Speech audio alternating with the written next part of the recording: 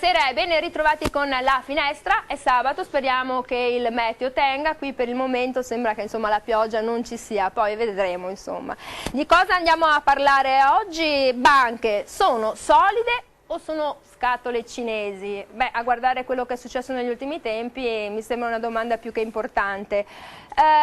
Violazioni, connivenze, omertà, sottotraccia, servilismo e quant'altro. Allora, quando ho preparato questa puntata ho detto a che cosa assomiglia? Al mistero buffo di Dario Fo?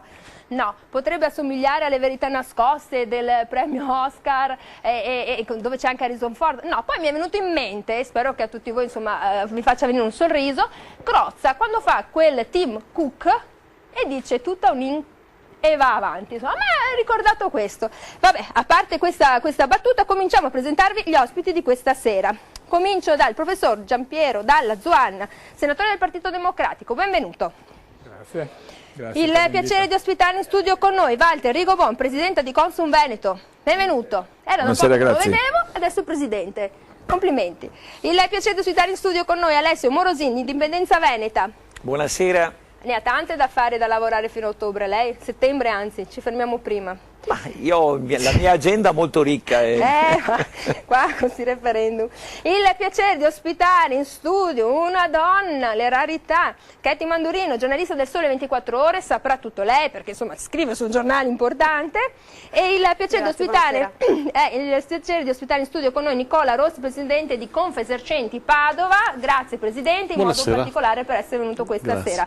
Allora, governo Renzi, Dalla Zuanna, subito parole. Governo Renzi, 7 decreti per aiutare le banche. Allora, siamo in una regione dove le banche hanno fatto parlare parecchio la cronaca e c'è un paese, anzi una provincia, 110.000 soci che sono arrabbiati, usiamo questo termine. Dalla Zuanna, allora, 7 decreti per aiutare le banche. C'è un avvicinamento del governo Renzi verso le banche? Certamente il governo, anche dietro la spinta di alcune azioni che ci vengono chieste anche dall'Unione Europea, il governo ha fatto tutta una serie di azioni legislative per far sì che le banche mostrassero ciò che erano effettivamente e non, come ci siamo accorti anche nel caso del Veneto, che potessero continuare a far finta di andare bene quando in realtà non andavano bene. Questo è stato il significato in particolare del provvedimento che abbiamo fatto sulle banche popolari e anche in parte il provvedimento che è stato fatto sulle banche di credito cooperativo.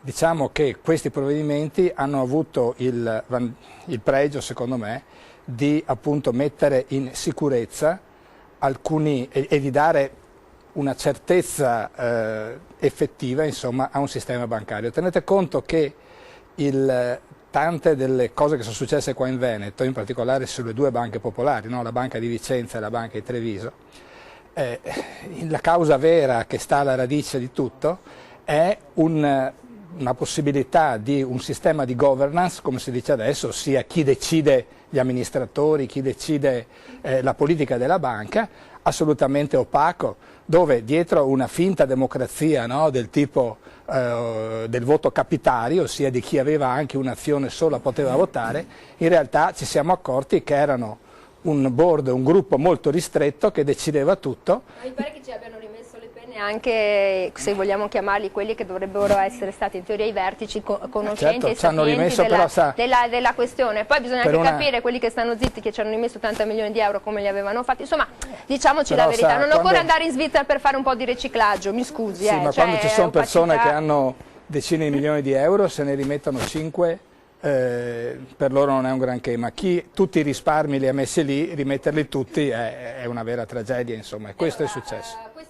Ma perché uno dice risparmiatore, penso alla signora, anche perché poi c'è stata oggi la dichiarazione, in questi giorni c'è stata la dichiarazione che la maggior parte delle persone che ci hanno rimesso le pene sono famiglie, quindi non sono grandi industriali, a parte uno, e qui è come il mistero delle Torri Gemelle di Renzo Rosso, che sembra sia uscito prima o che fosse stato informato della situazione, poi qua è tutto da chiarire.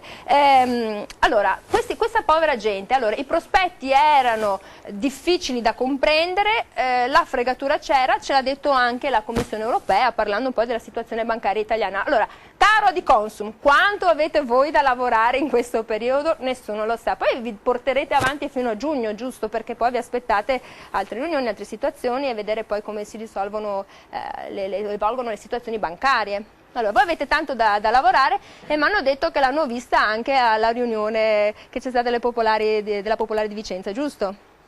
Sì, beh, noi sono 2 anni e mezzo che ci occupiamo di questo tipo di problema. Per la verità noi abbiamo seguito tutti i crack dalla Lehman Brothers, Giacomelli, Cirio, Parmalat, Argentina.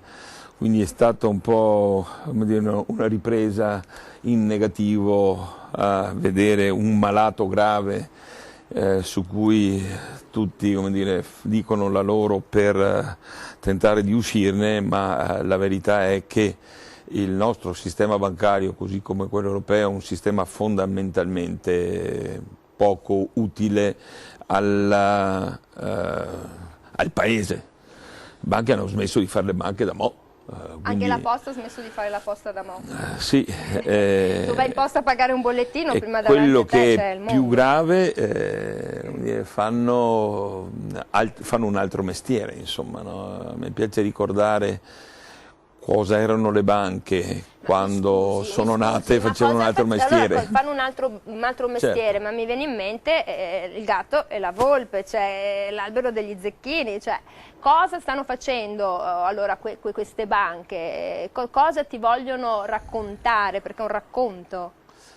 Beh, se le banche facessero quelle per le quali sono nate, e cioè prendono i soldi da chi glieli dà e li distribuiscono a chi ne ha bisogno e lucrano giustamente su questo tipo di transazione, sarebbe ancora una cosa buona. Non fanno più questo, vendono pezzi di carta, il più delle volte marci, dove i consumatori, i cittadini capiscono poco, quelli che risparmiano, quelli che diceva il professor Della Suanna. Non c'è ombra di dubbio che è un sistema che ormai deve essere rifondato. Gli interventi che sono stati fatti dal governo, ma chi restituisce i soldi ai 120.000 risparmiatori della Popolare e agli 80.000 risparmiatori di Veneto Banca? C'è una situazione per la quale non è pensabile che come dire, l'ultima ruota del carro paghi per tutti. Perché è vero che gli amministratori che sono stati fatti fuori sono pure indagati, ma alla fine quelli hanno di che vivere anche bene. Un po' meno bene è il 90enne che ha acquistato, come dire, le azioni di Veneto Banca 3 giorni prima che intervenisse la Banca d'Italia e che questo non ha di che vivere in questo momento, perché l'affitto glielo paga il comune al quale si è rivolto per tentare di sopravvivere. Quante ce ne sono di situazioni come queste, Rigobon? Guardi, noi abbiamo avvicinato qualche migliaia di persone, no? Esatto. Quindi su queste poi, se avete tempo e voglia, vi racconteremo che cosa stiamo facendo, ma sono tutti casi di risparmiatori veri. Non solo, pensione, ma dove TFR, il lavoro di una vita. Sì, ma quello che è più grave è che chiedevano magari un mutuo, persone che lavorano in 2 in famiglia e vogliono acquistarsi una casa, sono andati in banca a chiedere un mutuo, dicono il mutuo te lo diamo in 10 giorni, quanto vuoi, la totalità del valore del mutuo, però peccato che mi devi, anzi diventi socio, mi compri 10.000 euro di azioni e così siamo tutti felici e contenti e tu conti in questa banca perché sei tu il soggetto principale del nostro tu conti, desiderio. Forse volevano dirlo alla fine, Sì. perché tu conti alla fine. Morosina, allora, quello che ci ha descritto Rigobon è l'operazione baciata, che non ha nulla di romantico.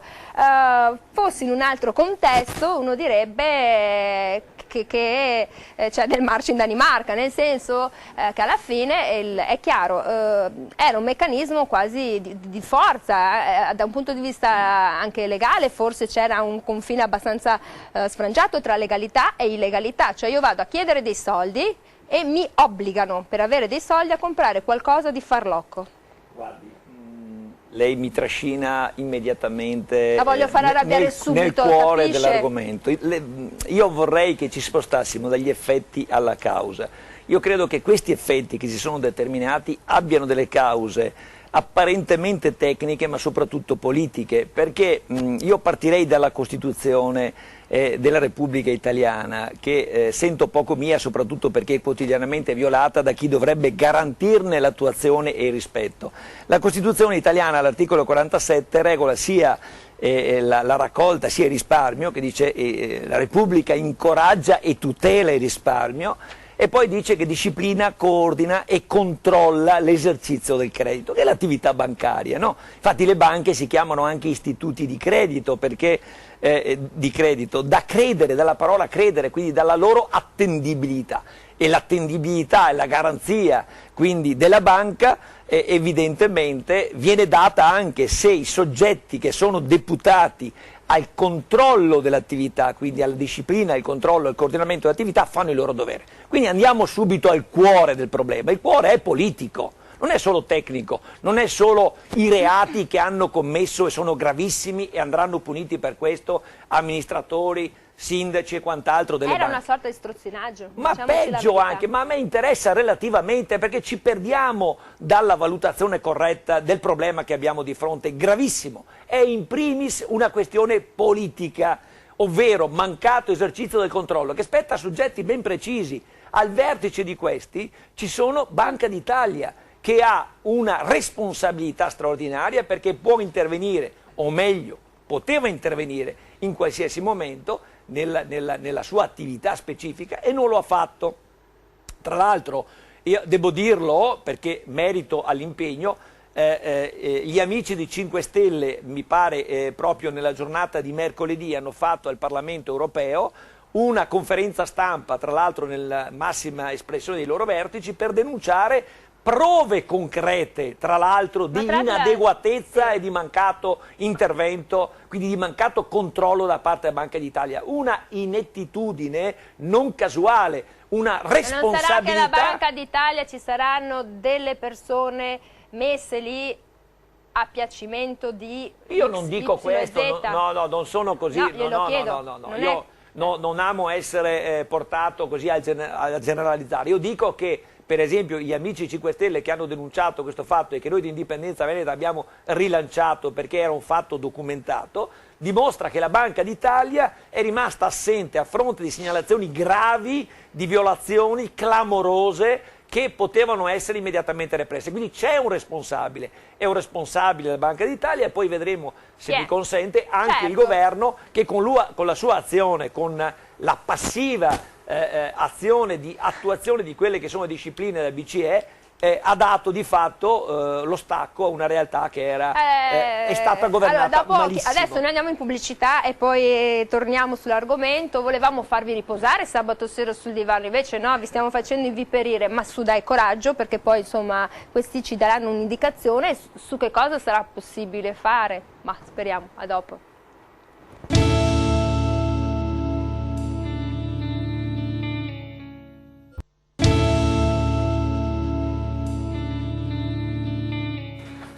Eccoci qui nuovamente con La Finestra. Sabato sera siete lì sulla poltrona, lo so, stiamo parlando di banche, però cerchiamo anche di fare informazione. Allora abbiamo qui la giornalista del Sole 24 Ore, Katy Mandurino, che cercherà insomma di raccontarci come anche dal suo punto di vista sta evolvendo questa situazione, che poi sta seguendo, perché purtroppo come si dice in gergo tecnico, è sul pezzo. È chiaro che una persona di una certa età fa fatica a capire magari anche la distinzione tra obbligazione, azione, perché non ne è mai fregato niente, Euribor, operazione baciata.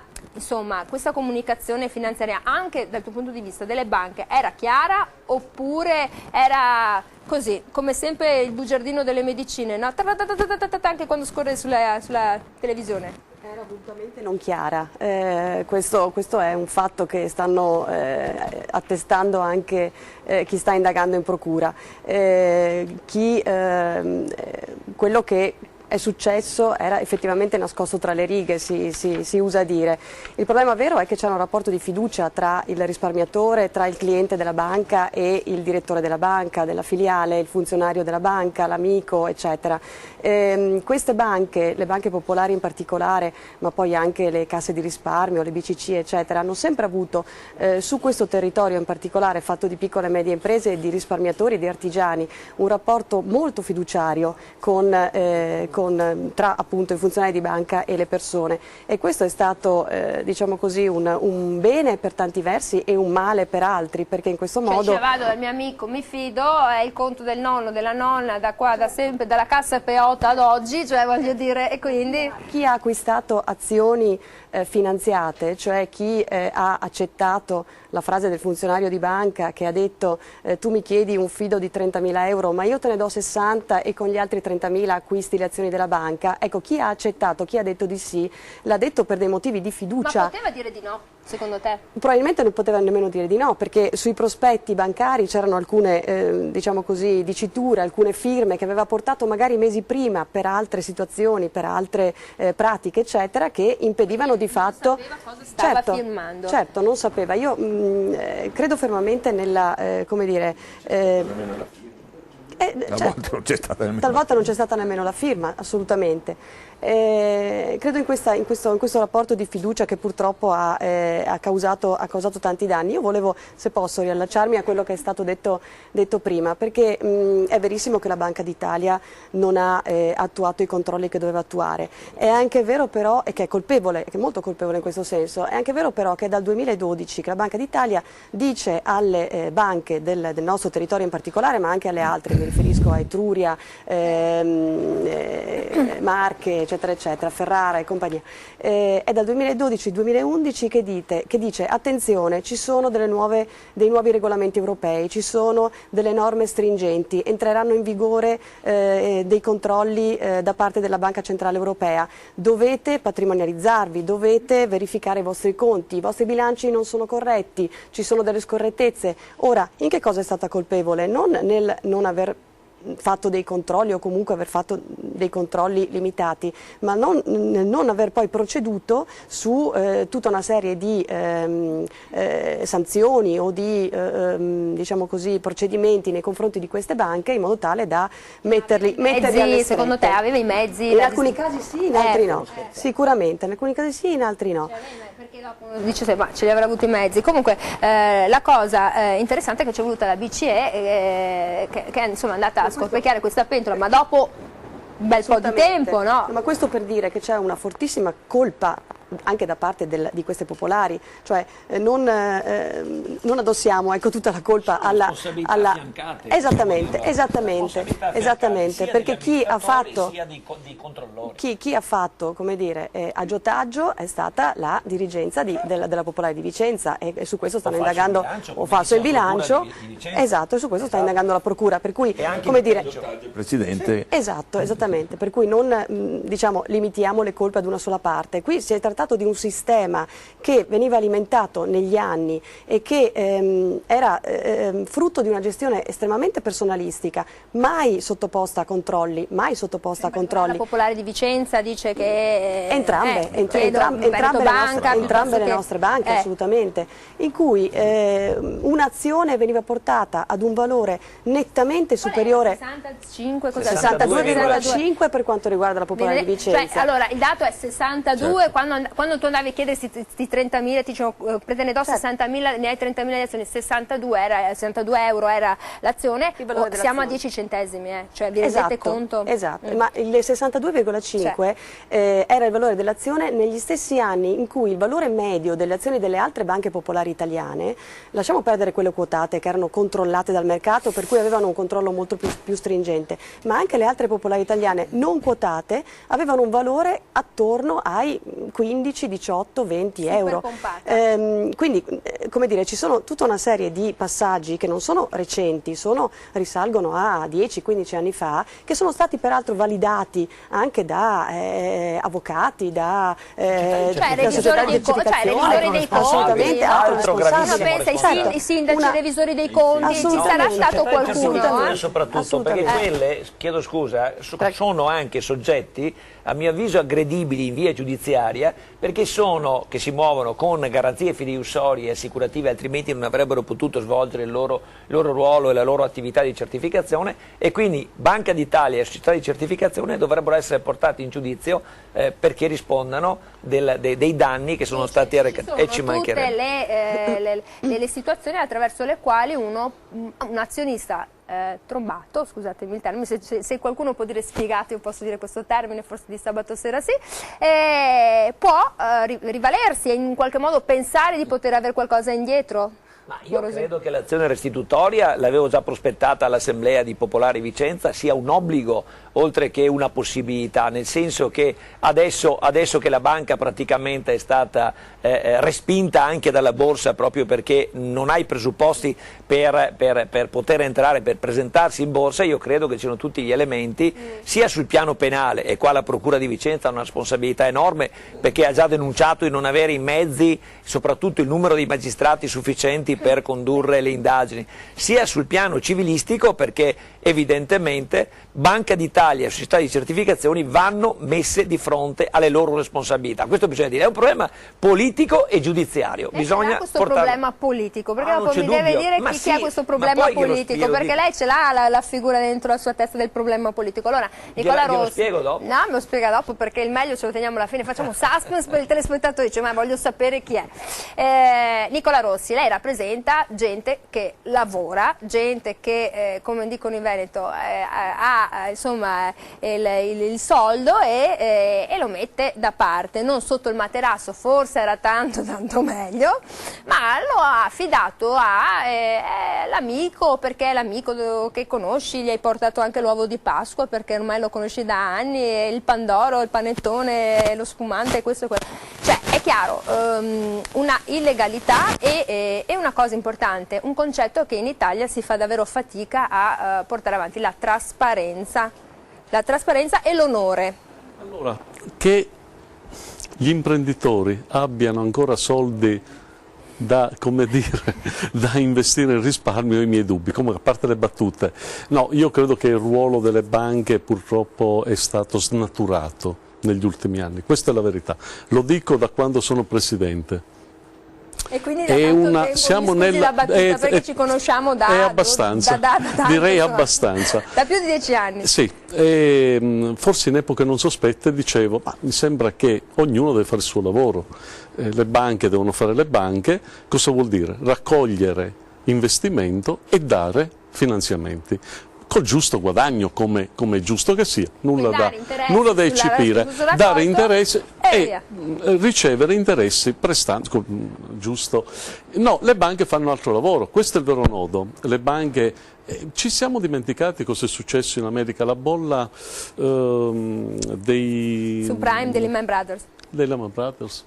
Cioè, come nasce poi la questione immobiliare che viene trasferita su dei fondi, delle obbligazioni, dei bond spazzatura, per scaricare il rischio dei cioè il rischio del default delle varie situazioni, il rischio di tutti i finanziamenti fatti per gli immobili. Sopravvalutazione, c'era gente che gli davano anche 300-400 mila dollari a fronte di persone che non avevano un lavoro a fast food. Il boom immobiliare americano parte da 100 per arrivare poi a una cifra indefinita. È chiaro che era una bolla talmente ampia, cioè la crescita e il guadagno azionario si basava tutto sul fatto di comprare e vendere casse, con un guadagno in ogni passaggio. A un certo punto il sistema è saltato, chiaramente. Abbiamo pagato questo perché poi i derivati convergono dove? Vanno a finire in tasca, in mano al risparmiatore minore, se vogliamo, e lì è la fregatura. Bene, le banche stanno facendo questo lavoro, cioè si occupano di un tema che non è il loro tema. Le poste, altro problema le poste l'ho che... detto prima, no? Cioè tu vai in posta a fare il bollettino, no, perché ti offrono il bancomat, ti offrono questo, ti offrono quello. Ti offrono tutto. E il telefono. Fanno tutto tranne che fare il recapito postale, tranne che fare il risparmio postale, che è stato uno dei, come dire, pilastri. Le banche, io ricordo con nostalgia l'Antoniana, ricordo con nostalgia la Cassa di Risparmio. Se oggi a Padova abbiamo 120.000 imprese in Camera di Commercio, se nel Veneto abbiamo 550.000 imprese, se il 95% di queste imprese hanno meno di 3 addetti, vuol dire che c'è un'imprenditoria diffusa. E molta parte di questa imprenditoria diffusa, nata intorno agli anni 70, è stata aiutata dalle banche. È nata perché? Perché c'erano 2 grandi banche popolari che in qualche modo sono intervenute e hanno consentito la nascita di una microimpresa diffusa sul territorio. Cosa che state facendo voi adesso come associazioni di varie categorie, diciamo c'è chi fa il confido, chi fa questo, chi fa quello, cioè vi dovete arrangiare, perché se voi andate a chiedere qualcosa alla banca, la banca vi dice vabbè quanto volete, sì ma cosa mi date? La casa, il capannone, cioè allora sembra quel film, no? Noi abbiamo fatto un aggregato dei nostri confidi, delle fusioni, oggi siamo credo il primo confidi per erogazione a livello nazionale, 4 miliardi e mezzo di erogazioni di garanzie. Questo ci consente di dare delle risposte ai nostri associati. Insomma, la gente deve tirarsi sulle maniche, come quando succede il terremoto, altre cose, ma non stiamo tanto ad aspettare, bisogna un po' arrangiarsi, quindi le varie categorie si arrangiano, perché, ripeto, vai in banca, cosa chiedi, cosa mi dai? E allora, dopo la pubblicità. I nostri confidi sono 107 vigilati, Banca Italia. E trasparenti. A dopo.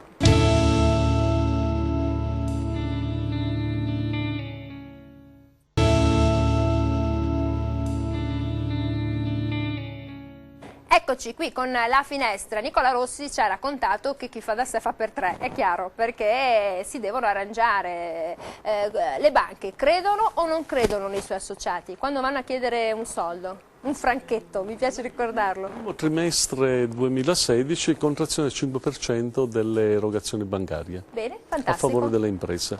Questi sono poi alla fine i dati. No, è difficile la situazione. Io non vorrei ricordare per l'ennesima volta che quando la BCE ha dato una certa valanga di soldi, sono stati poi utilizzati per comprare buoni del tesoro, anziché darli alle imprese. Cioè la situazione è difficile, forse le banche... Cosa che non è successo in Germania, cosa che non è successo, ricordiamolo, esatto. Perché poi dipende anche da chi ci governa, perché al di là di tutto governare significa timonare la nave. Allora chi sta governando questa nave, caro Dalla Zuanna, siete voi. Poi non so Morosin con chi ce l'abbia con questo soggetto della politica. Allora, però volevo dire Dalla Zuanna, sto con tutti e con nessuno. Dalla Zuanna, il governo poteva saperlo, e poi tutta la questione di Banca Etruria, Papa Boschi, di polemica ce n'è stata tanta, c'entra, non c'entra, però all'interno di quella banca, ha partecipato alle riunioni, doveva sapere, e poi in questi giorni abbiamo visto, no, la Guardia di Finanza di Arezzo ha trovato addirittura il documento in cui il dipendente o comunque la persona preposta a offrire questo meccanismo sapeva, e il dipendente era in maniera coercitiva obbligato a far ciò, altrimenti perdeva anche il posto di lavoro. Ma che banca è? Un po' quello che ho detto prima, cioè noi abbiamo mantenuto in questi anni un sistema bancario che, come è stato detto prima, andava bene negli anni 60, negli anni 70, cioè quando c'era molta più liquidità in giro, quando il sistema era molto meno globalizzato, quando insomma, le cose erano molto più, si potevano giocare molto di più sul giardino di casa. Adesso questo non è più possibile. La vicenda di Banca Etruria ha mostrato, appunto, a parte il fatto che il Papa Boschi è stato stangato alla grande, nel senso che ha dovuto pagare multe salate e adesso è anche, come si dice adesso, attenzionato dalla magistratura, eccetera. Cioè, il problema è che non è più possibile al giorno d'oggi avere le banche che c'erano 20-30 anni fa. Ora le banche devono essere più grandi, ne abbiamo troppe e sono troppo piccole ancora. Il problema si creano no, guardi, il problema grosso che c'è stato con le banche. Allora, intanto queste banche erano abituate specialmente a fare raccolta e poi per quanto riguarda l'impiego si affidavano per lo più alle banche grandi. Quando hanno cominciato, cioè, anche con con la raccolta del sangue, anche, no, raccolta dei soldi, anche quando hanno cominciato a il problema loro grosso è che adesso loro hanno cominciato appunto a dare molto credito e adesso si trovano con un sacco di crediti incagliati. Il problema grosso del sistema bancario italiano sono i crediti incagliati di fondo, cioè i crediti che non riescono a trovare il modo forse di... era anche il cittadino che dava troppo credito alle banche. No, erano, voglio dire, cioè noi non possiamo... Io mi fido della mia banca, perché certo, lo conosco però da noi non, anni, perché al di là, guardate, al di là dei comportamenti di tipo criminale... Ma mi rende conto che se io fossi andata in banca, fossi appunto andata in Banca Etruria e mi fossi fidato perché lo conosco ma al di là, questo mi sta al di là facendo però, un regalo importante. Certo. Allora, al di là di questi comportamenti criminali che andranno perseguiti e che andranno puniti, c'erano comportamenti anche delle banche perfettamente leciti, davano crediti eccetera, che però quando questi crediti non possono essere esigiti o la banca è sufficientemente grande, sufficientemente robusta, sufficientemente capitalizzata, ha una governance sufficientemente chiara per cui può venire incontro a problemi, perché una banca in realtà è un'impresa come tutte le altre, e questo abbiamo fatto con questi provvedimenti di legge. Abbiamo trasformato il sistema delle banche popolari, quelle grandi, diciamo, in un sistema basato sulle vere azioni e non su un gruppo di amici che si mette d'accordo, perché questo è stato il vero problema della banca di Treviso e della banca di Vicenza.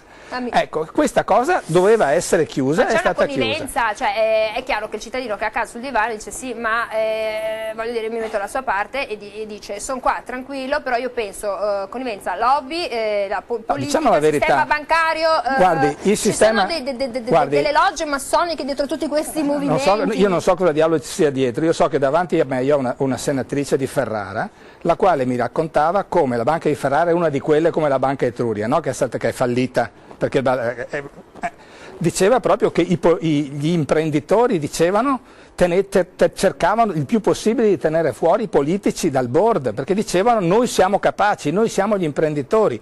Questo fallimento del sistema bancario che c'è stato a livello locale, in Toscana piuttosto che in Veneto, è un fallimento della classe politica locale.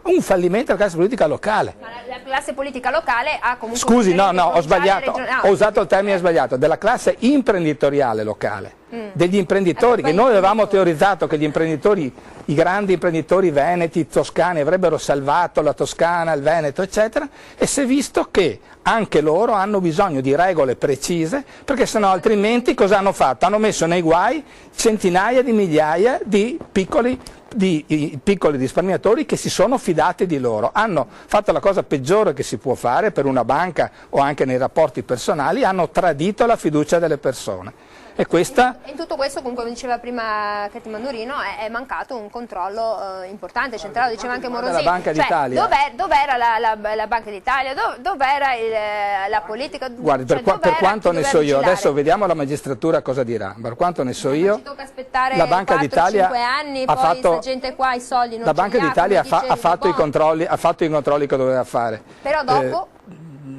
Però dopo, adesso per esempio la Banca d'Italia proprio questa settimana ha liquidato la Cassa di Credito Cooperativo di Montagnana, perché ha valutato che quella non era più in grado quindi in pratica l'ha messa all'interno del sistema di protezione delle casse di credito cooperativo, e questo permetterà a quei risparmiatori di salvare i loro risparmi e le persone che hanno investito anche in obbligazioni di quella banca di salvare i loro risparmi. Vabbè, immagino tutta gente con più di 100.000 euro, figurati. Rigobò, appunto, anche poveracci, sai di tutto. Rigobò è come si dice in Toscana a proposito a babbo morto, perché adesso la magistratura può fare tutto ciò che vuole, ci sono tutte le situazioni aperte a livello legale, però c'è gente che non c'ha i soldi. Il punto è sempre questo. Io ho qualche perplessità su tutti i ragionamenti che ho sentito, no? Perché poi noi siamo sempre pronti a dire la colpa è sicuramente della Banca d'Italia, la colpa è della Consob, la colpa è addirittura dei dipendenti che hanno venduto, perché noi abbiamo dovuto fare delle battaglie forsennate per tutelare i dipendenti delle banche che con la pistola puntata alla tempia erano costretti a vendere quei prodotti là. Ma non potevano in maniera anonima magari dirlo? Perché l'hanno anche denunciata sta cosa qua, l'hanno anche denunciata. Noi abbiamo avuto moltissime persone che lavorano alla banca che dicono: io ho la documentazione sufficiente per dirvi che questo io sono stato costretto a farla, sta roba. Certamente.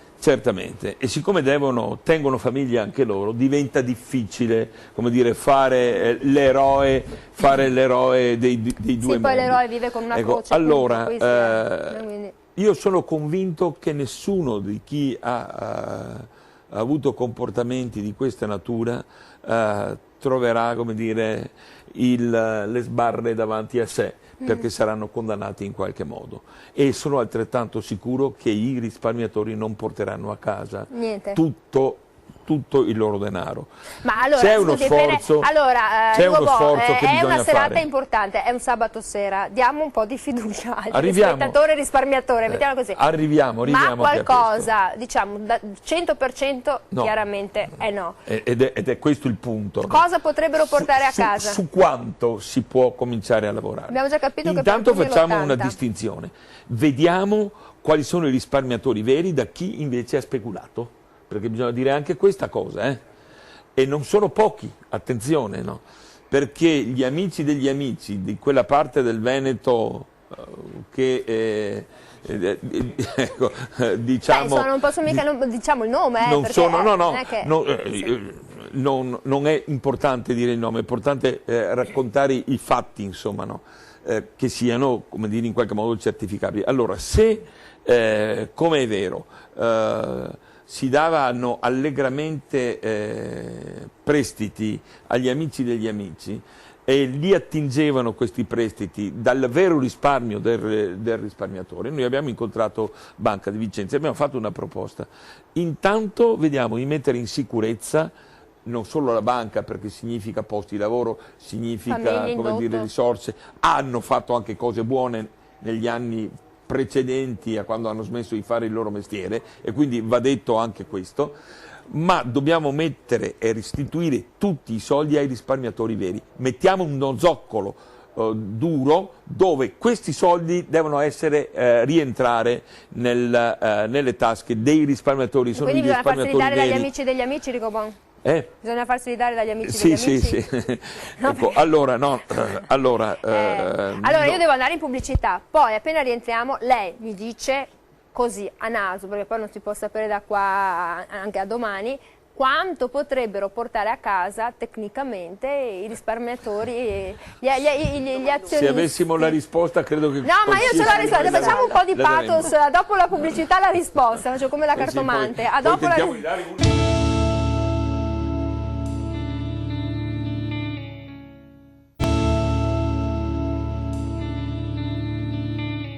Allora, siamo tornati dopo la pubblicità, la finestra, sabato sera. Mi ha raccontato tutto Rigobon durante la pubblicità di quanto potete rientrare. No, non è vero, stava un po' discutendo con Dalla Zuanna, ma mi dia un'indicazione, cioè il 20%, il 15%? No, io faccio una proposta, perché è quella che abbiamo già fatto alla Popolare di Vicenza. Ragioniamo su risparmi che abbiano ammesso e non concesso, perché forse questa è una logica che non regge dal punto di vista giuridico. Stabiliamo che uno zoccolo duro di risparmiatori abbiano investito 30-50 mila euro. Su quello bisogna innescare una battaglia per portare a casa quasi tutto, meglio tutto, e in proporzione all'investimento che hanno fatto. E allora questo è il punto. C'è una disponibilità dell'attuale vertice di Banca Popolare di Vicenza di discutere su questo tema. Ci aveva chiesto solo il tempo di passare... andare a Roma voi? Sì, no, questa è un'altra partita, sto parlando della Banca di Vicenza. Ci aveva solo chiesto il tempo dell'approvazione di diventare una SPA, sì. E quindi l'assemblea di soci, che era uno scoglio piuttosto pesante, poi ha detto, e c'era il presidente e l'amministratore delegato, vi convocheremo, stiamo ancora aspettando la convocazione. Sempre ma aveva dato un'apertura. Per onore, rispetto, trasparenza, no? Certamente. Essere onorevole. Altra cosa è invece quella io so che della lei doveva andare convocazione. questa settimana, doveva andare a Roma. Certo. Gliel'hanno mandata in cartolina, ce l'ha su una di quelle No, sfere io che si gira e nevica. sono andato a Roma, sono tornato anche a casa.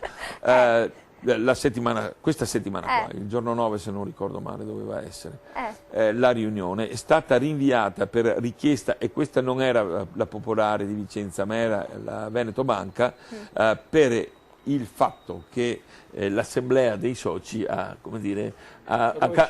cambiato un po' di cose, e quindi io non lo so se sia fortunatamente o meno, i soldi intanto sono da un'altra parte, e questo è il punto, e quindi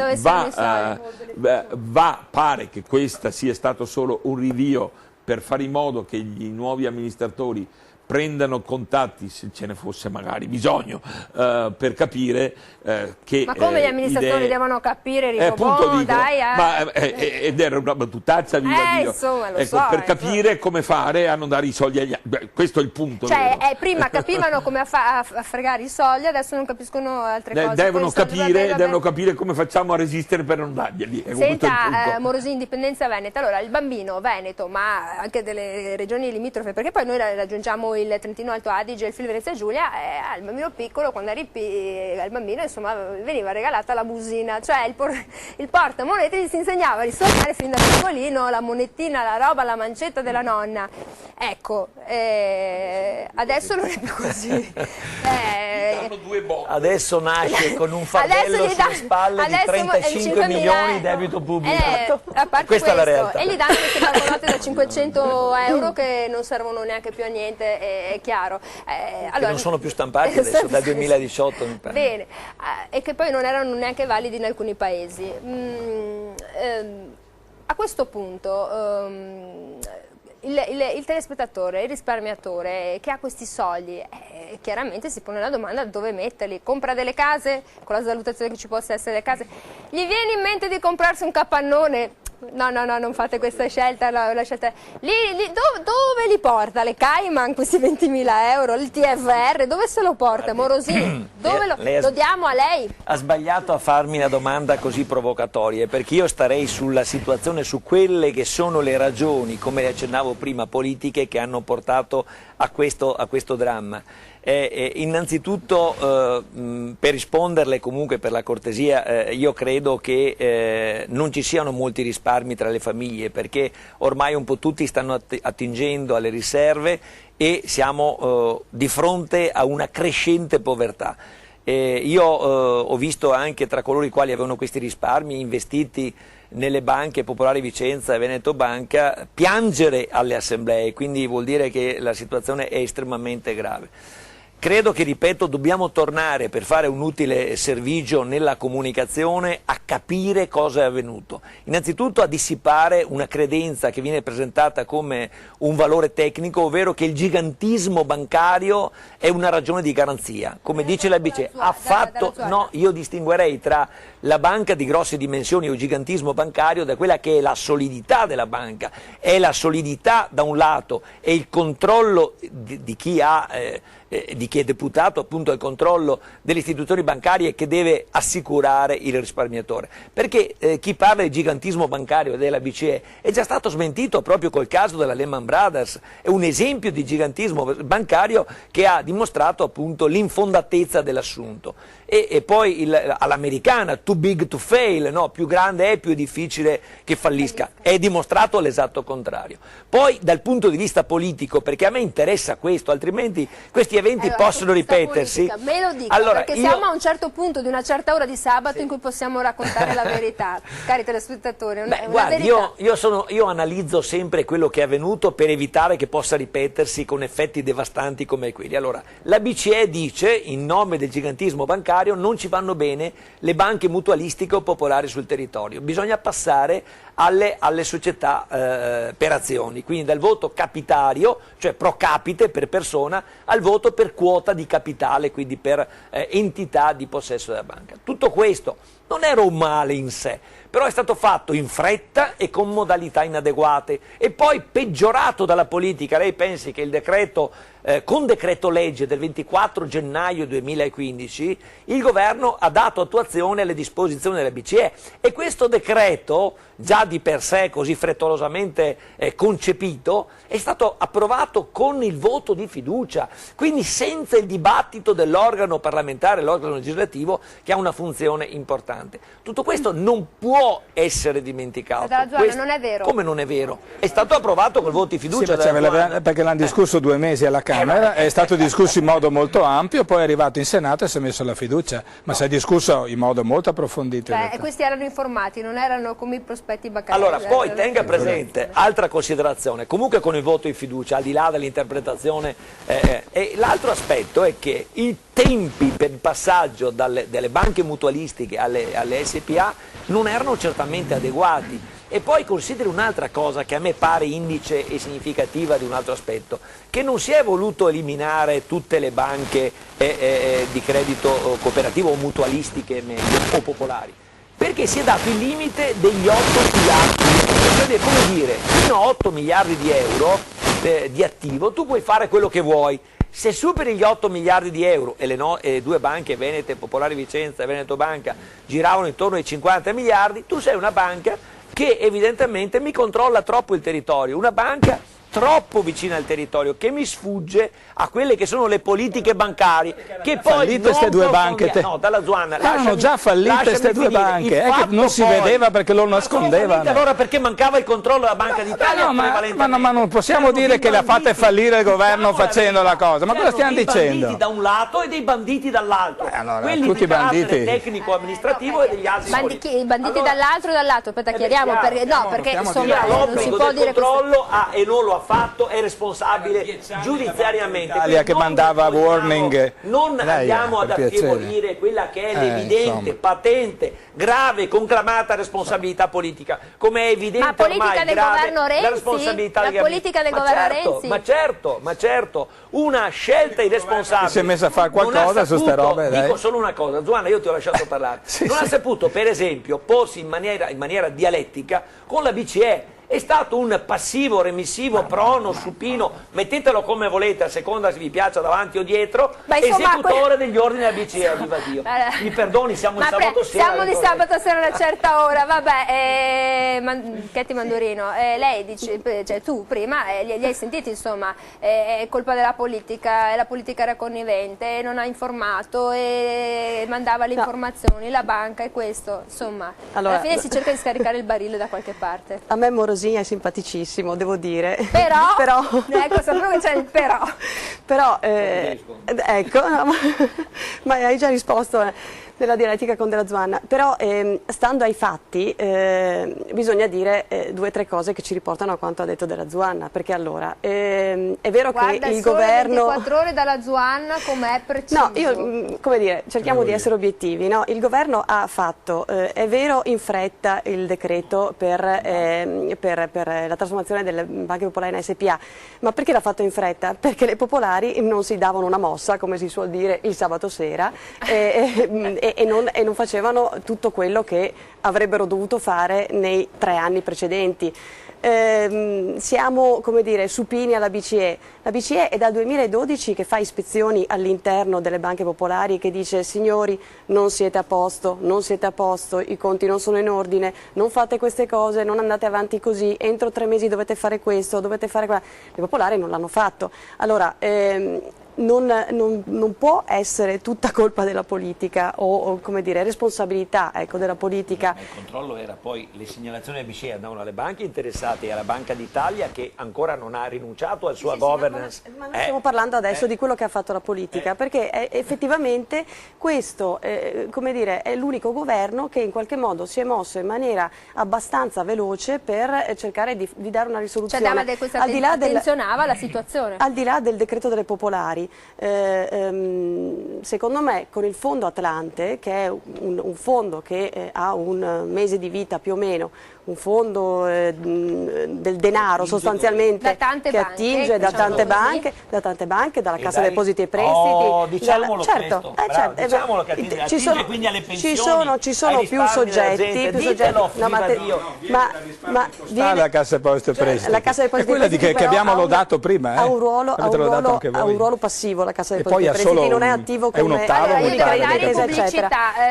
Scusa, chiudo il ragionamento. Chiudo il ragionamento. Il fondo Atlante, il decreto sulle popolari, il decreto sulle BCC, il fondo di solidarietà che adesso sarà approvato a breve, non so quando, quindi eccetera. il governo Renzi ha fatto. Sono strumenti che in qualche modo vanno nella direzione di mettere in sicurezza queste banche che non sono sicure perché il sistema è cambiato, perché 10 anni di crisi, 8 anni di crisi le hanno massacrate, perché sono imprese così come sono imprese quelle della manifattura, dei servizi eccetera, e quindi, come dire, bisogna dare atto di un percorso che il fare di Renzi c'è stato. E questo porta in qualche modo torniamo dopo la pubblicità, a dopo.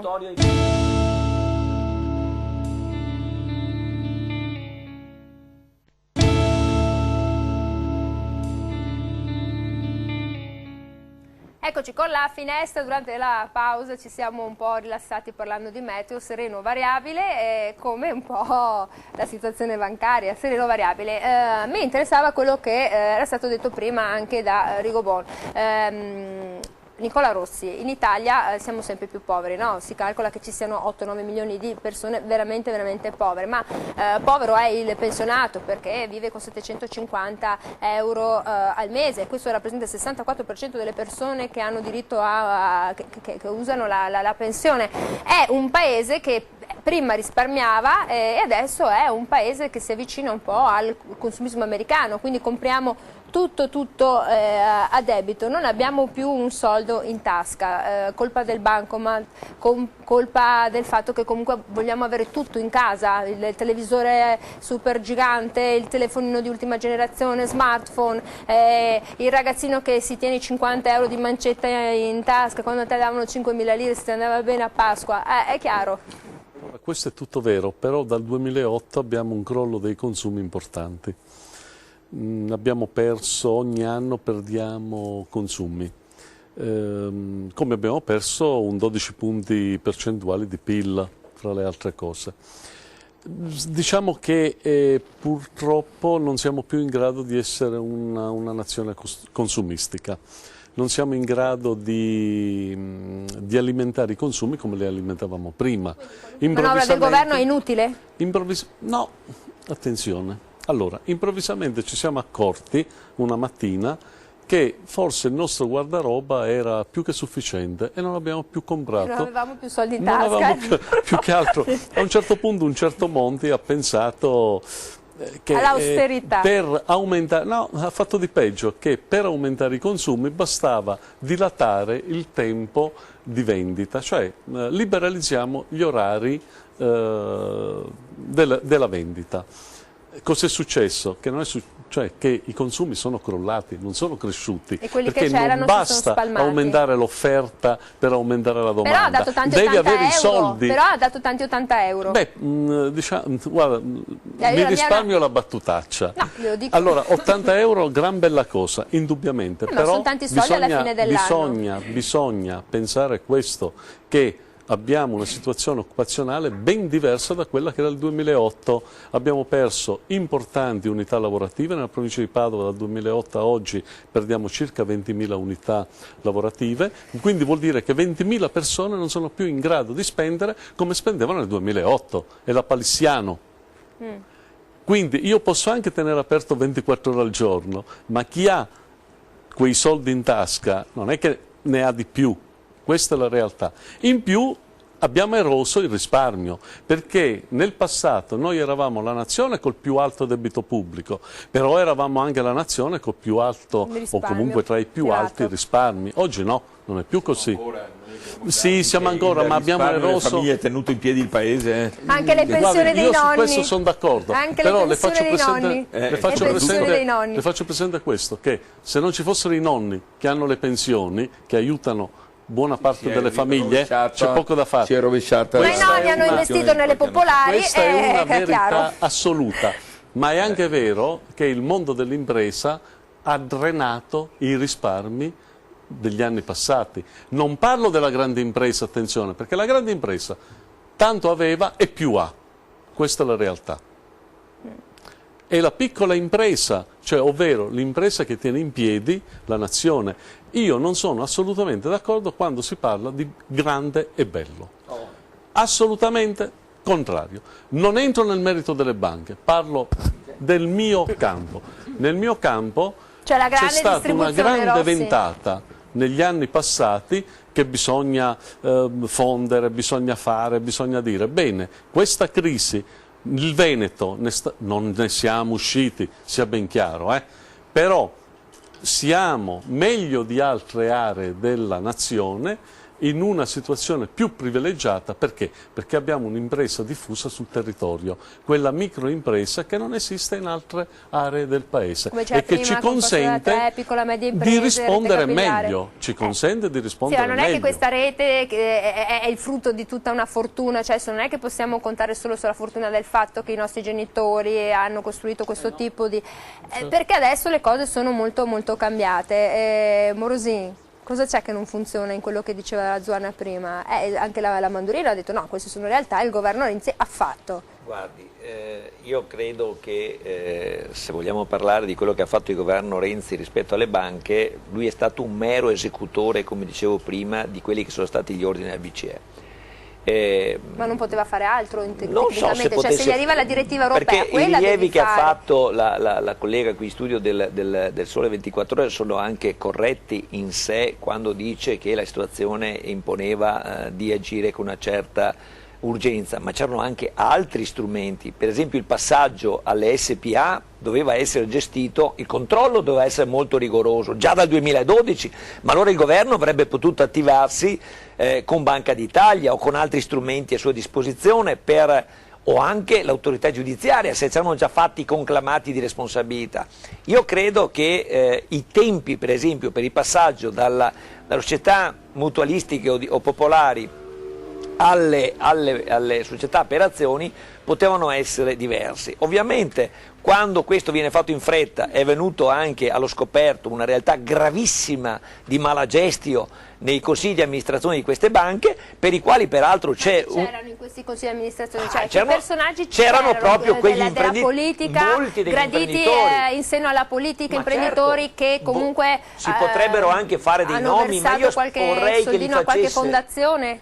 Sì, vorrei che i nomi si potrebbero anche fare, qualcuno era anche in piena sintonia, sempre col governo di turno, in particolare anche con il governo Renzi, anche nella Popolare Vicenza, a braccetto. Io mi ricordo per esempio che Zonin ha mandato il direttore generale Sorato alla cena di Renzi a Milano perché c'era il contributo. Tutte queste cose qua non si dimenticano, c'è stata una collusione, un legame per omissione magari. Voglio essere generoso, sarà la Procura della Repubblica di Vicenza a dire se debbono o meno tintinnare le manette. Io sono un garantista, tra l'altro, facendo l'avvocato, sono sempre dalla parte di chi difende, però di fronte alle responsabilità conclamate bisogna dare, come ha chiesto Cappelleri, procuratore capo di Vicenza, più magistrati, non uno solo, ma ce ne vogliono almeno 50, ho detto io in assemblea, perché in 6 mesi, che sarebbero i tempi che il codice di procedura prevede per la conclusione delle indagini, si arrivi alle manette. Perché ma in galera in Italia per reati finanziari ci sono 200 persone, negli altri paesi ce ne sono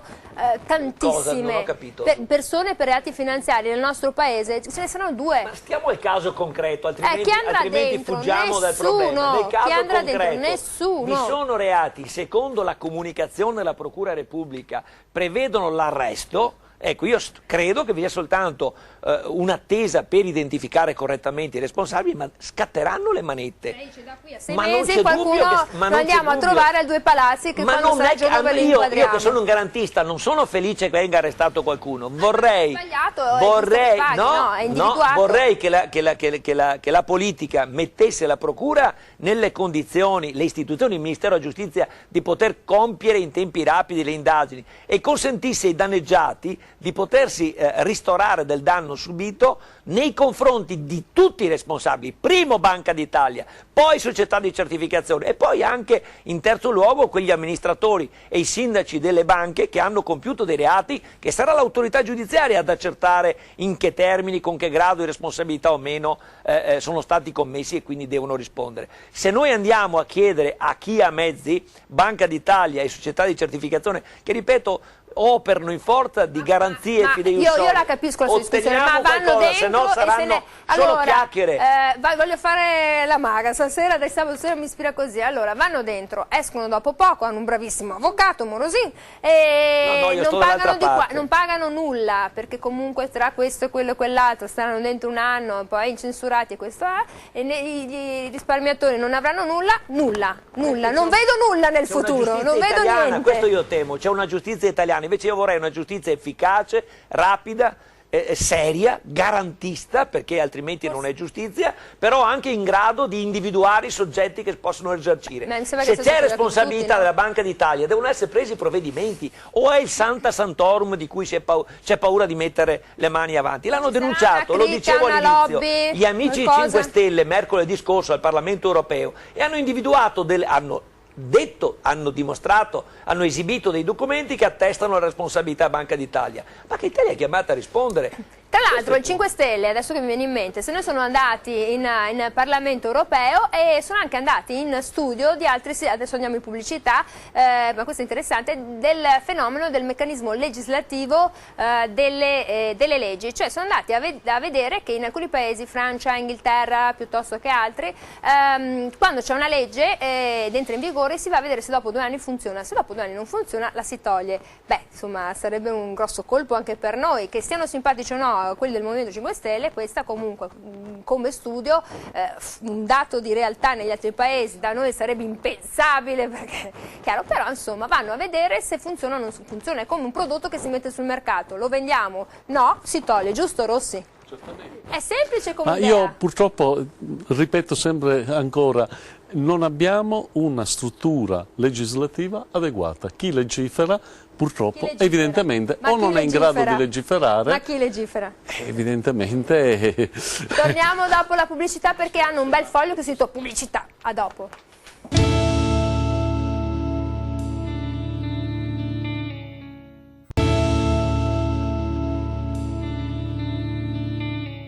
Eccoci con la finestra, adesso vi dico buonanotte, perché siamo in una fascia oraria in cui, ma non dormite davanti al divano, perché abbiamo qualcosa da raccontarvi, perché poi la moglie vi sgrida e vi dice allora vai a dormire a letto, perché funziona sempre così nelle case. Dalla Zuanna, allora abbiamo detto che il Movimento 5 Stelle è qualcosa, insomma è andato a studiare, a cercare di capire perché negli altri paesi legge che non funziona la si toglie. È chiaro, è semplice. In Italia?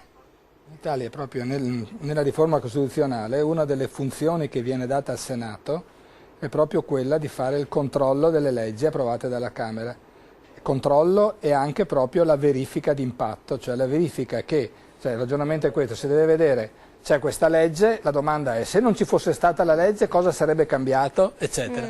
E questo sarà proprio uno dei ruoli che il nuovo Senato dovrà fare. È molto importante che lo faccia il Senato e non la Camera, perché ovviamente cioè il Senato su base regionale, chiariamoci. Il Senato subito. Su base regionale. Quindi non eletto dal popolo, ma è eletto dalle varie rappresentanze. No, eletto dal popolo e ratificato dai consigli regionali. Esattamente come succede però con il Presidente degli Stati Uniti. Però a me piacerebbe tanto che non ci fosse l'immunità, perché se poi diventasse un sindaco, uno dei... Se poi diventasse un presidente, se poi c'è un presidente di provincia, cioè c'è anche questo da dire, però insomma mi piacerebbe che fosse come un giornalista che scrive una cavolata e oppure come Nicola Rossi che fa una cavolata, ma quale immunità? Tintinnio infinito di manette, caro. Volevo precisare una cosa, se posso, rispetto a quello che ha detto prima Nicola Rossi.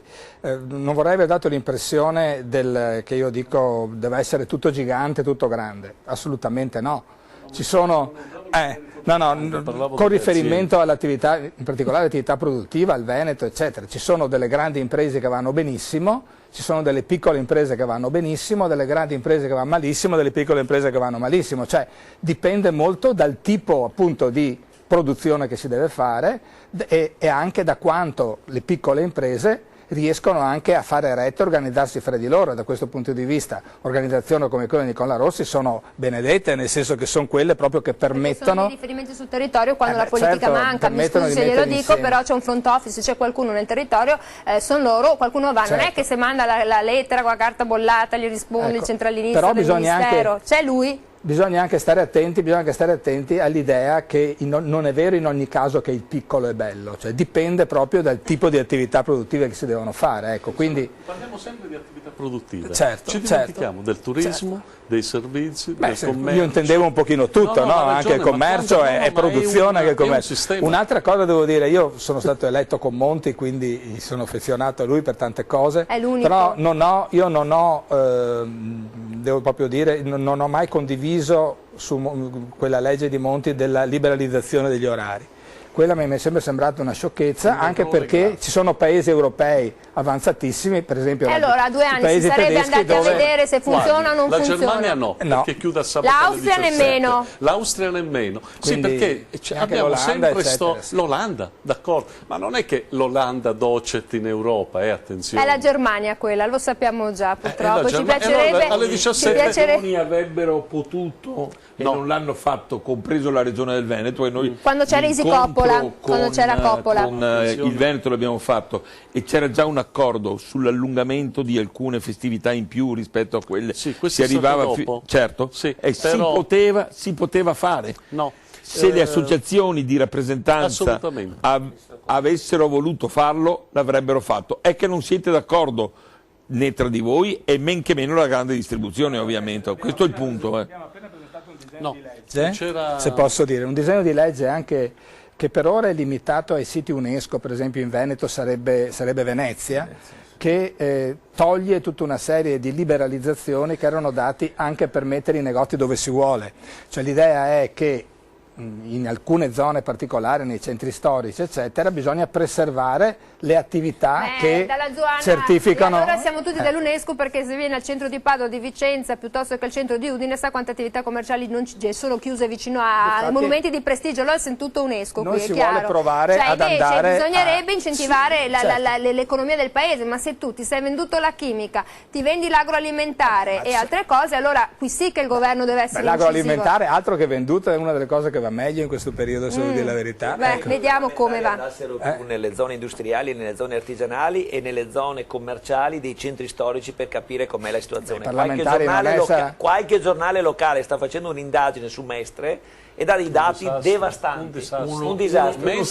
Esatto, 1 su 5 chiude, ma non perché subentra un altro, chiude e basta. È tutto patrimonio dell'UNESCO. Allora, dobbiamo trarre una conclusione, altrimenti una lamentela, e a me non piacciono le geremiadi. Io dico semplicemente che qui bisogna pensare a una diversa tassazione, perché è una tassazione giugulatoria, forsennata, vergognosa, sproporzionata, in un momento in cui l'economia avrebbe bisogno di ossigeno. 18% le andrebbe bene? Ma io credo, 15 fisso per tutti, io credo cosa? Che le battute non mi sono mai piaciute. Chi parla di flat tax al 10% fa populismo.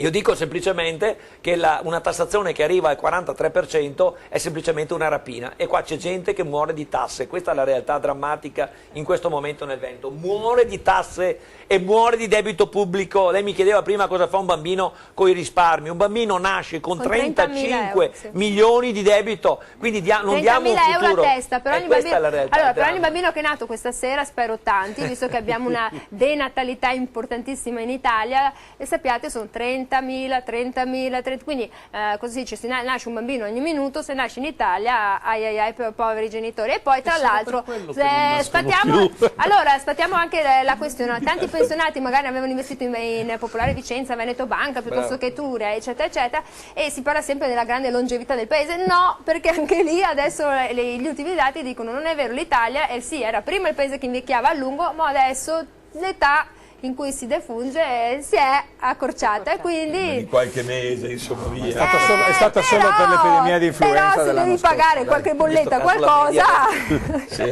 insomma, comunque viviamo a lungo, siamo fortunati, abbiamo un paese in cui si vive comunque ancora abbastanza bene, possiamo contare su un'ottima dieta. però ci piacerebbe avere degli ottimi politici, ci piacerebbe avere la trasparenza, ci piacerebbe che non ci fosse il problema dell'essere onorevoli, dell'essere persone chiare, e invece ci ritroviamo sempre a trovare qualcosa di marcio all'interno delle banche, all'interno di quel sistema piuttosto che l'altro. È un difetto tutto italiano, chi se la sente di rispondere? Katy, è il siamo potere, qua.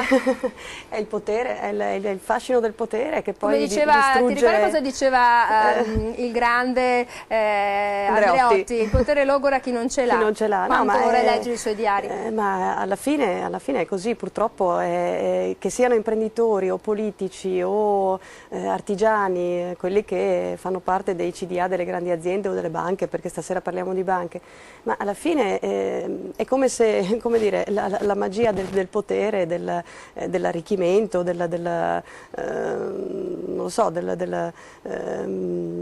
favorire i propri interessi o gli amici degli amici prevalga su tutto, è una malattia devastante. Ma è nostra, cioè le nuove generazioni sono diverse o sono così? Oppure c'è ancora la generazione, ma mio papà lavora in quel posto, sentiamo se l'amico mio, cioè la raccomandazione è una cosa tipica italiana, c'era già ai tempi dei romani, quindi non abbiamo cambiato molto da questo punto di vista. È una domanda... esatto. È partito dagli Stati Uniti sta cosa, no? Con la crisi dei subprime, eccetera. Non si può neanche generalizzare, perché poi ogni singola persona è diversa, ha una sua onestà, una sua eticità, eccetera, per cui non puoi, esatto, non si può fare una filosofia generalizzata su questo concetto. È possibile di civiltà, di cultura? Lo speriamo, nel senso che certo che se gli esempi sono comunque questi, cioè se noi, come si suol dire di solito, lasciamo questo tipo di società, è chiaro che non si può che come dire, alimentare l'esistente.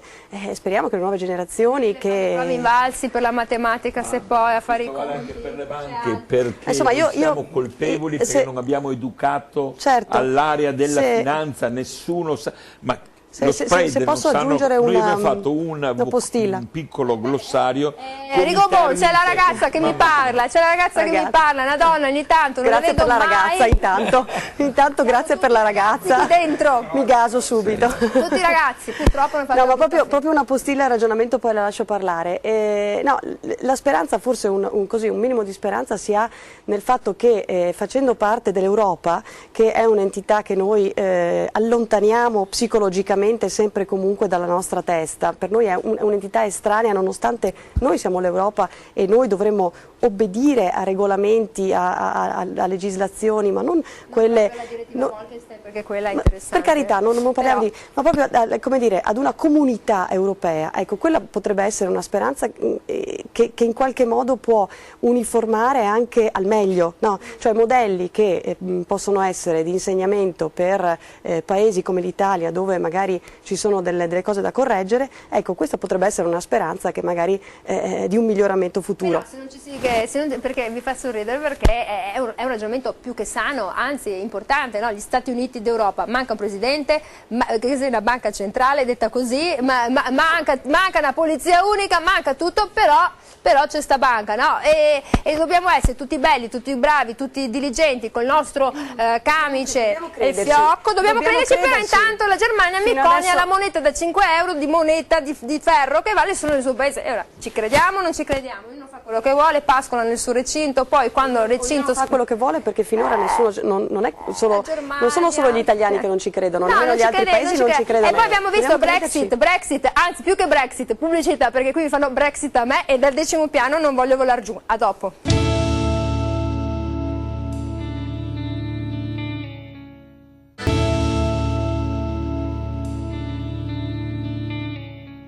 Eccoci con la finestra, stanno parlando, se li avete visti inquadrati, Nicola Rossi e la Mandurino, stanno parlando male dell'Europa, me lo sento, tutti hanno parlato male dell'Europa. No, facciamo un'osservazione banale, che tutto sommato quello che è successo, Veneto Banca Popolare di Vicenza, alla fine è frutto non di un'ispezione della Banca Italia, ma di un'ispezione della BCE. E questo purtroppo ci fa capire tante cose. Che forse la Banca d'Italia doveva andare a ispezionare di persona. Il problema dell'Italia è stato che contiamo poco in Europa, ma contiamo poco in Europa perché forse abbiamo mandato in Europa non i nostri centravanti. Nicola Rossi, abbiamo mandato Iva Zanicchi! Ecco, abbiamo mandato Iva Zanicchi, abbiamo votato la direttiva sulla vestaglia che uno la può indossare di giorno al mercato. Quello che stavo appunto dicendo, che non abbiamo mandato uomini di punta, abbiamo mandato figure probabilmente, se è passato una Bolstein, se è passato le quote là, insomma tutto quello che è passato, che non è sicuramente favorevole all'Italia, e forse per l'assenza cronica e sistematica o fisica o peggio ancora, beh, insomma, è un problema grave. Abbiamo mandato i politici, noi come al solito capiamo in ritardo, che qui non sono stati più votati eletti, quello che succede. E abbiamo mandato gente che qui non aveva più ma spessore, non era di ben vista, insomma. Però capisce che quando io pago 20.000 euro come cittadino italiano, la Iva Zanicchi, non ce l'ho con Iva Zanicchi perché è una cantante che mi piace tra l'altro, e allora ma il problema è il gioco delle tre carte. È che come al solito noi italiani capiamo in ritardo quello che cambia. Cos'era cambiato negli ultimi 15 anni, 20 anni? Che la decisionalità si è spostata verso Bruxelles. Non l'abbiamo capito evidentemente, altrimenti avremmo mandato noi italiani non capiamo i centravanti perché a arriviamo giocare tardi sta quando partita. c'è questo, non avremmo mandato viviamo figure... nell'emergenza idrogeologica, viviamo con la speranza di vincere i mondiali e i rigori. Questi sì, siamo ma noi viviamo sempre noi non facciamo programmazione. Allora, cari telespettatori che siete a casa, adesso questa storia del mercato unico alimentare, Stati Uniti e Europa, voi ne avete sentito parlare? No, però è una cosa che potrebbe accadere, che ti ritrovi la carne americana piena di schifezze sul tuo piatto. Quale chianina? Enrico Bon, voi avete fatto una riunione, stava dicendo prima perché io mi ricordo, nella quale volevate spiegare lo spread, il differenziale di rendimento tra i bot, tra i BTP e cos'era? Tra i bot, i BTP cos'era? I bond? Sì, ma non...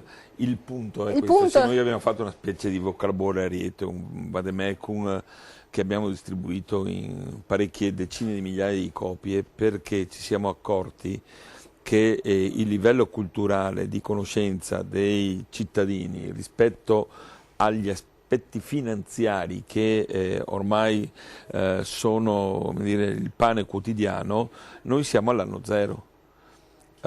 Già nelle scuole si dovrebbe incominciare a spiegare che cosa serve, che cosa è un conto corrente, come si gestisce, quali sono gli elementi portanti economici di cosa è un prestito, come si può scegliere un mutuo, come dobbiamo dare noi la consulenza alle persone. Noi giocavamo tanto negli anni 50, 60, poi 70 sono usciti i giochi sociali, quanto giocavamo col Monopoli, e lì capivi per comprarti un albergo, il viale delle Vittorie piuttosto che un altro viale, e il vicolo corto e il vicolo stretto che non valeva una cippa-lippa. E allora è chiaro, anche questi ragazzini con cosa giocano adesso? Col computer, chattano. Noi si giocava con cose vere, se volevi, l'alberghetto. Abbiamo le banche virtuali, scambiano denaro che non c'è. Ha capito? Tutta aria fritta, purtroppo si scarica. Ci sono delle indagini molto serie che mostrano che purtroppo gli italiani sono in Europa uno dei popoli con il più alto tasso di analfabetismo finanziario. Uno dei motivi purtroppo per cui è accaduto quello che è accaduto con le banche è anche perché la gente non è in grado, non è stata in grado, non sarà mai in grado di poter competere con un funzionario di banca nella conversazione. Ma già quando dice Euribor, però e tu dici che squadra è? Ma no, Euribor che squadra è, però qui si tratta di principi di base, non si tratta di Euribor, si tratta di dire cose del tipo non si mettono tutti i risparmi che si hanno sullo stesso posto. Ma se io mi fido di Mario Rossi, appunto, non bisogna fidarsi di Rossi. Non bisogna fidarsi. No, io di Rossi mi fiderei Mario Rossi, ciecamente. Nicola, non c'è il cognome Rossi, ma questo, non c'è da fidarsi. No, ma per esempio, ci sono una massaia bravissima a decidere che prosciutto vuole comprare, eccetera, no? Però magari poi fa delle stupidaggini enormi su dove mettere il suo risparmio. E questa cosa bisogna insegnarla alla gente, bisogna impararla fin dalle scuole. Cioè, purtroppo noi, gli italiani, lo dicono appunto. Ma se facciamo fatica a mettere l'ora di informatica a scuola e l'ora di inglese, figurati l'ora di economia domestica finanziaria.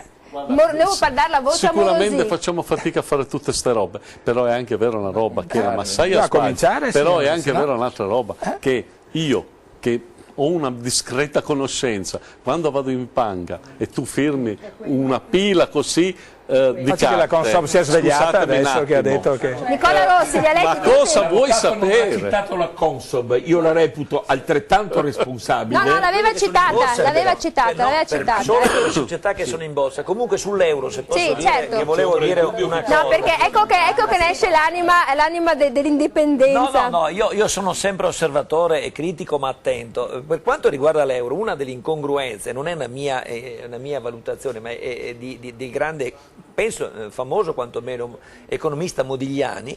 Appena uscì l'euro, mi ricordo che il Corriere pubblicò un editoriale dove lui disse: siamo di fronte a un'anomalia storica senza precedenti, abbiamo una moneta senza lo Stato.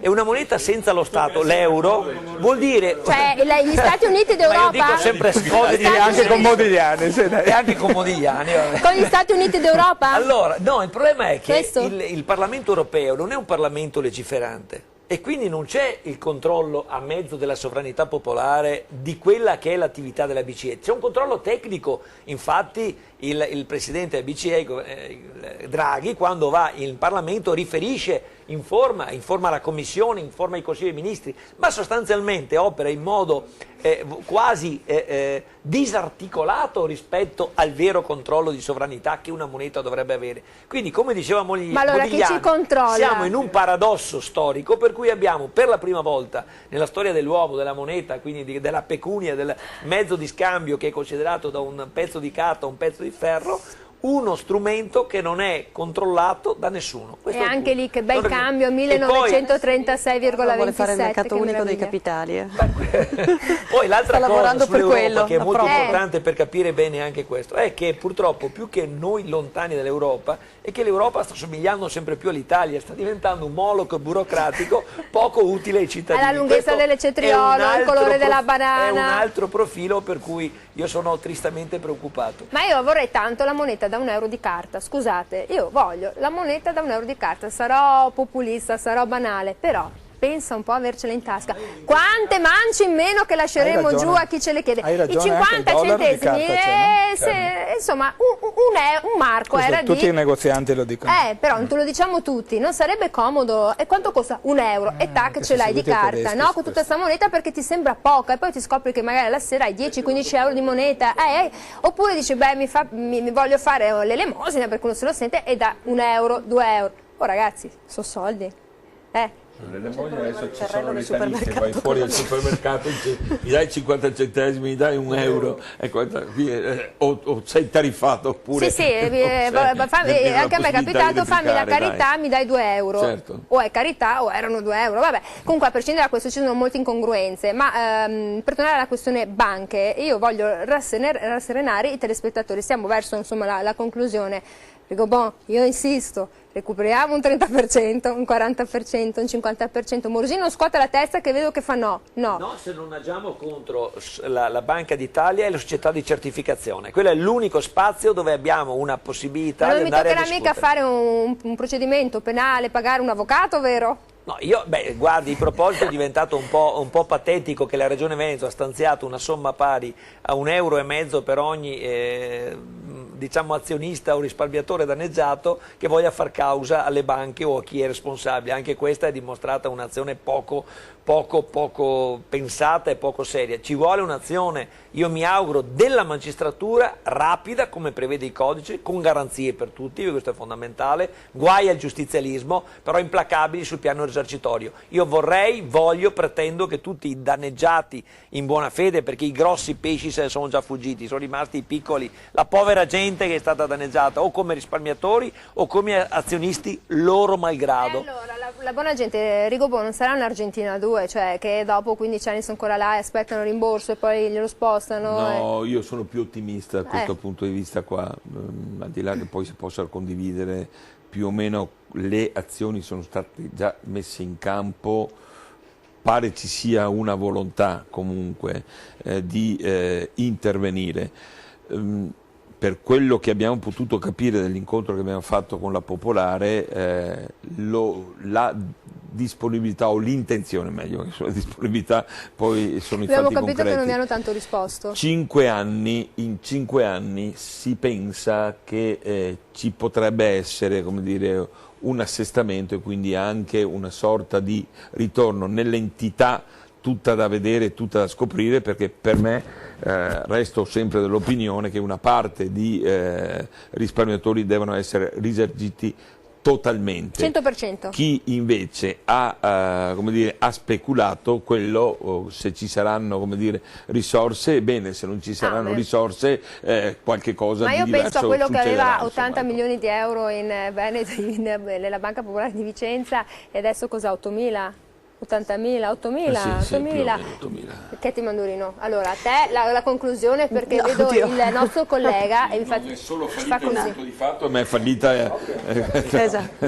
è chiaro, non c'è ombra di dubbio. Compito insomma. importante, ma volevo solamente aggiungere una cosa a quello che ha detto Rigo Bon, con cui sono d'accordo. Ottimista anch'io se decolla lo strumento del Fondo di solidarietà. Atlante. Atlante c'è già ed è una cosa ed è un'altra cosa. Se decolla anche il Fondo di solidarietà a cui sta pensando il governo, che dovrebbe, il quale dovrebbe però avere una dotazione finanziaria importante destinata ai risarcimenti, e soprattutto se vengono messe in sicurezza queste banche, e qui serve Atlante, e qui serve una patrimonializzazione, qui serve, come dire, la coesione di tutti gli attori, gli istituti bancari, le fondazioni bancarie, Cassa Depositi e Prestiti, eccetera. Cioè, se vengono messe in sicurezza queste banche, allora queste banche possono produrre nuovamente reddito e quindi avere lo strumento, avere la forza per... E questo è il punto, altrimenti non si ottiene niente, perché è chiaro che l'iter di legge, come dire, deve avere il suo corso, avrà il suo corso, eccetera, ma se poi la banca non ha i soldi fisicamente, non ti dà nulla e piuttosto fallisce. È chiaro. Allora, qui siamo proprio arrivati alla fine. Io una risposta avrei: la banca è solida, Rossi è una scatola cinese? Veloce, velocissimo, sì o no? È una questa è una per lei che cos'è? Siamo ottimisti. Bene, chiudiamo in ottimismo. Allora, Rossi via. Ottimista, la Mandurino ottimista, lui realista, ottimista tantissimo Rigo Bon. Al governo? Devo farlo per forza, perché altrimenti... Coraggio, veloce, velocissimo. Il sistema bancario solido. Nella sostanza è solido, ci sono alcune cose che non vanno, ma nella sostanza è solido. C'è sempre qualcosa che non va, e noi saremo qui anche sabato prossimo a raccontarlo. Grazie al professor Giampiero Della Zuanna, senatore del Partito Democratico, sia buono con i suoi studenti. È un po' cattivo con i colleghi, quelli che non gli piacciono. Grazie a Walter Rigo Bon, presidente di Consum Veneto. Coraggio, coraggio, coraggio, perché ce ne vuole tanto. Ne abbiamo. Alessio Morosini, Indipendenza Veneta, la vedo Grazie ben attivo fino ad agosto, settembre forse poi diventerà tardi. Grazie tantissimo a Chetti Mandurino, giornalista del Sole 24 Ore in Tricea qui in Veneto, e grazie come sempre a Nicola Rossi, presidente di Confesercenti Padova, per essere stato con noi. Arrivederci, buonanotte.